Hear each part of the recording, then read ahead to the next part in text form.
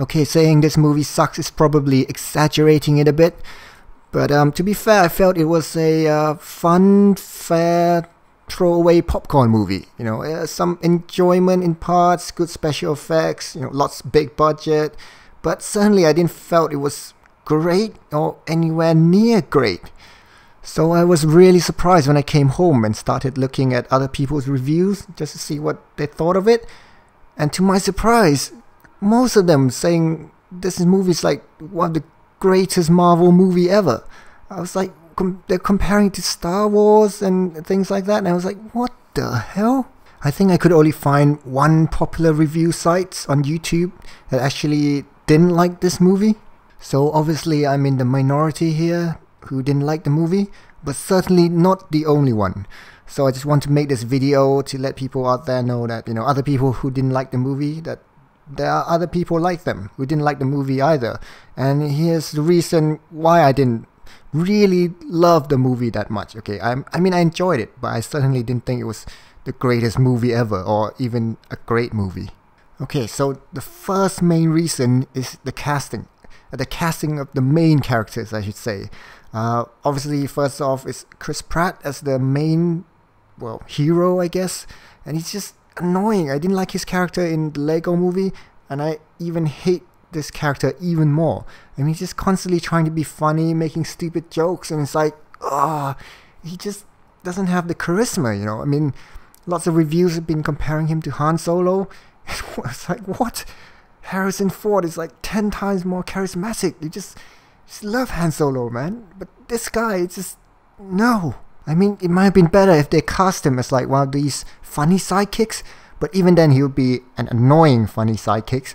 I mean, he just keep doing completely stupid stuff, and he just keeps singing that goddamn stupid mixtape, man.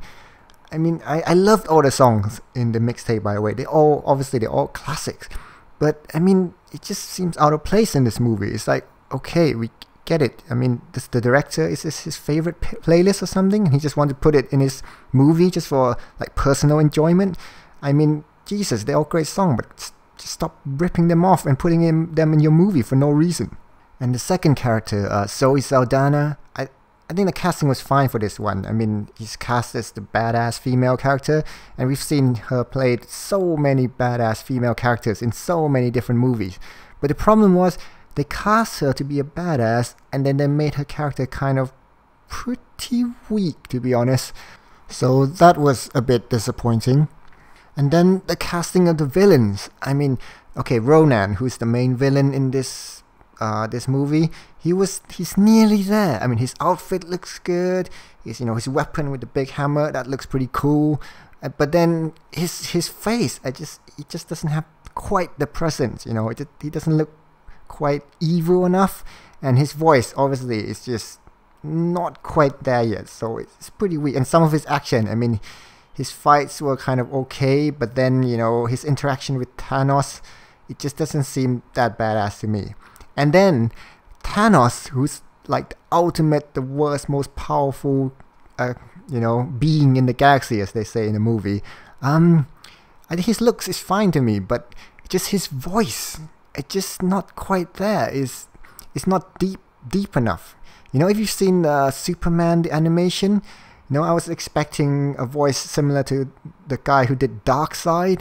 I mean, wow, when that guy speaks, you just like felt, wow, this guy, he's got his power, man, he's powerful. So, I mean, those characters were the main complaint I have with the movie, of the casting of those.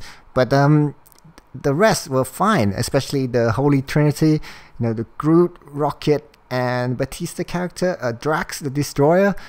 When in the cinema I was seeing it, definitely those were the three favorites of the people watching, especially Groot, who I loved as well. He's cute, funny, and deadly at the same time.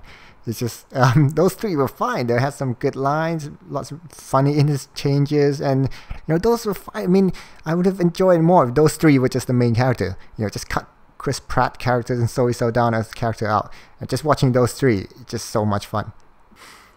And the second main thing I didn't like about this movie was the writing.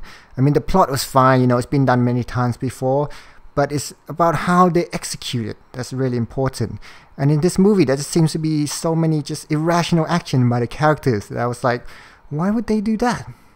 Like the bit when the collector was explaining about the Infinity Stone, and then suddenly one of his slaves slash maid suddenly just out of nowhere, just like, oh, I'm not going to be your slave anymore, and just grab onto the stone and just blow herself up. I mean, that just seems a bit irrational. I mean, wouldn't it make more sense to run away like ages before, or, shoot herself? She just had to wait until, they got the Infinity Stone and suddenly grab it without actually knowing what it would do either. It just doesn't seem to make sense. And also the romance element, it's just like, just so many cringe-worthy moments. I mean, Chris Pratt, Star-Lord, who's supposed to be like this massive playboy, suddenly after meeting Zoe Saldana's character for about, a day, he suddenly, I'm so in love. I can't just live without you. I can't let you die. It's like, man, it's just cringe-worthy moments. So overall for me, certainly this movie, it's okay. I mean, out of a score of 10, it would probably be about 5, 6, or 7. But I would certainly say it's much closer in quality to Transformers than to Star Wars. But after seeing it in cinema, I certainly didn't feel like I just threw away my money either.